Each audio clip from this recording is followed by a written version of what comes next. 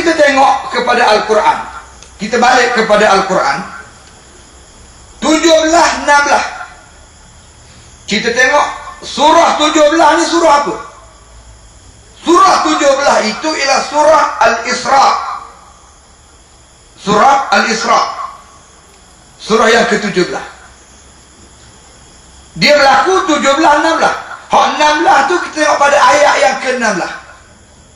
Ayat yang ke-16 pada surah yang ke-17 ataupun surah 17 ayat 16. Jatuh pada surah Al-Isra ayat 16. Saya baca ayat ni. A'udzubillahi minasyaitanir rajim. Ini nak beri peringat kita ni. Wa idza aradna an nuhlika qaryatan amarna mutrafiha fafasaqu fiha fahaqqa 'alayha al-qawl fadammarnaha tadmira.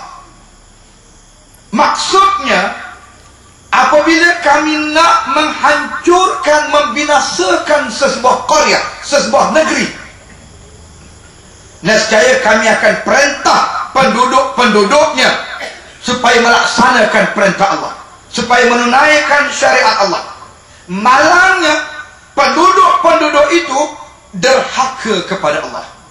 Apabila sabit penderhakaan mereka, apabila sabit mereka menolak agama Allah, apabila sabit mereka mengenepikan syariat Allah, fahaqqa 'alaiha al-qaul, maka telah tetaplah keputusan daripada kami, fadammarnaha tadmira, maka kami hancurkan negeri itu sehancur-hancurnya.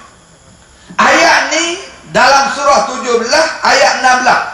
Berlaku gempa bumi di Padang, Indonesia pukul 17.16.